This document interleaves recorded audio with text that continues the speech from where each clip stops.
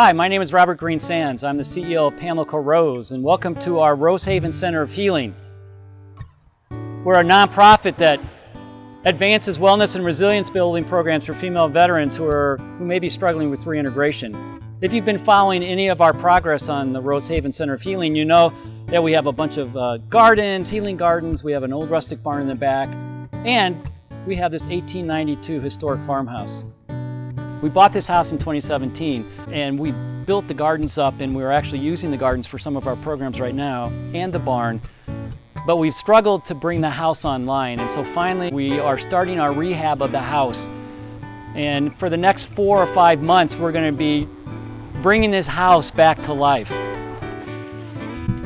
Pamlico Rose began in late 2016, always with a mission to serve women veterans. The journey to a center of healing, including a residence, a healing gardens, and community barn, discounting a turn or two, a speed bump now and then, we are a nonprofit after all, has marched forward, a phoenix rising from the ash of history. The gardens were hacked out of overgrown indifference and blossomed around her, but the Haven House waited for 3 years with spurts of attention to remind her we still cared. A new tin roof and back roof, some structural work.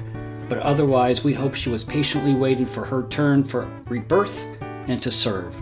Her time is now. Renovating Haven. What I'm going to do for the next couple minutes is kind of tell you where we're at in the rehab process. We're well on our way right now. So in a lot of the areas of the house, what we needed to do was to make the structure more sound. And so in a lot of the areas of the house, right now, that's what we're doing, or that's what the contractor's doing. You can see behind me an interesting juxtaposition between the old beams that you see moving up, or the studs moving up, and the reinforcement that they've done. It's called sistering, and that is providing strength to the existing piece of wood, the 2x4 that goes up and down.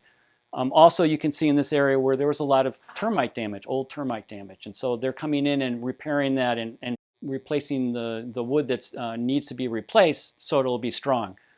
So we're right now in sort of the beginning stages of the rehab after the demolition, and so they've done a lot of work so far into making sure that the structure is sound.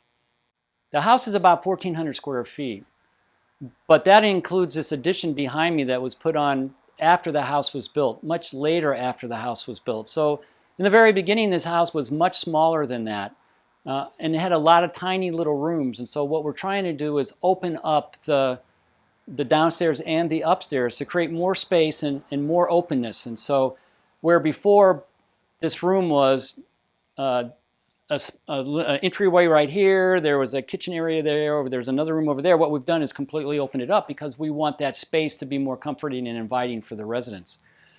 So that's what we're doing as we move through the house and structurally repair it. We're also creating more openness for the people that will be either here for the retreats or the residential program. So one of the things about being in a historic district, as you'll find out if you ever buy a house in a historic district, is that you need to stay true to the guidelines that the Historic Commission provides. One of the particular guidelines concerns the windows. You can't replace old windows with something like plastic or vinyl. As I say, you have to be true to the character and the history of the house. And so what we've had to do is go through, and where windows were rotting or falling apart or the glass was broken, we actually had to rebuild the entire window. So there's what's called 43 sashes in this entire house, or about 23 windows.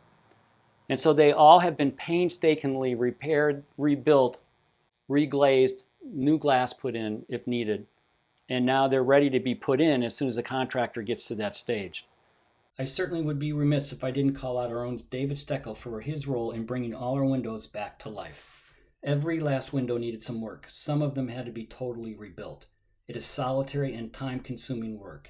He has spent 20 to 25 hours per window in his garage, toiling away on this effort. He definitely has earned as one of his several nicknames, Merlin, for his magical touch. Hi, we're in the second floor. We're on the second floor of what we call the Haven House. In the second floor, where we'll have 2 bedrooms, either serving the females who come here for retreats or for the residential program. You'll see a cathedral style ceiling. The ceiling here, when we bought the house, was very low, about here.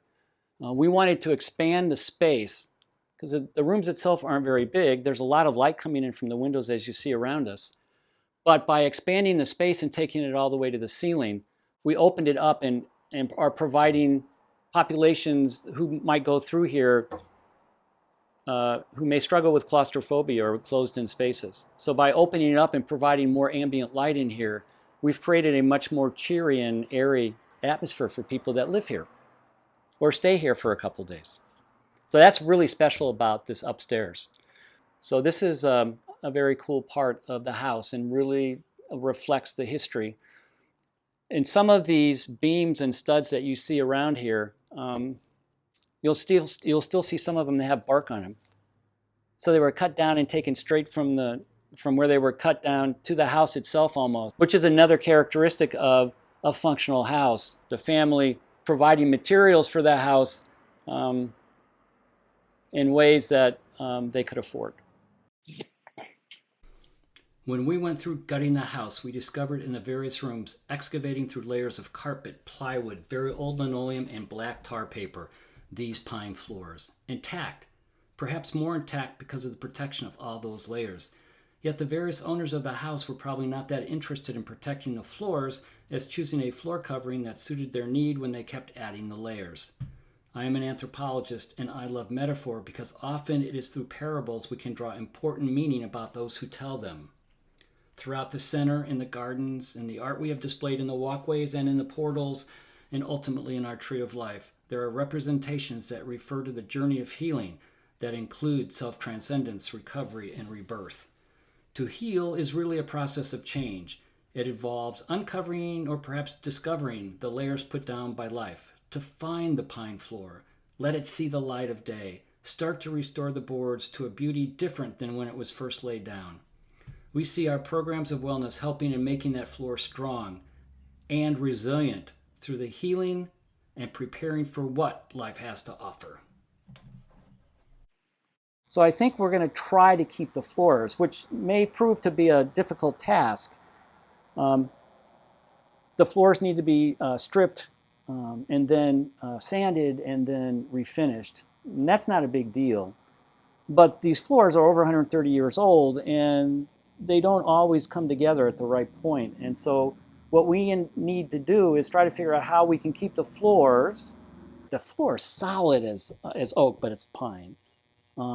It does give a little bit, and obviously if you're upstairs and walking on boards like this, you're going to hear everything.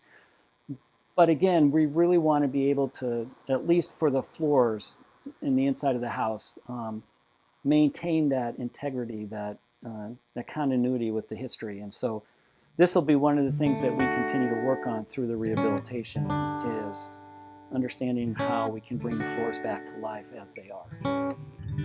So again, thank you for coming by. Hope you enjoy our journey through Rose Haven, but also through our 1892 farmhouse. So again, thank you so much.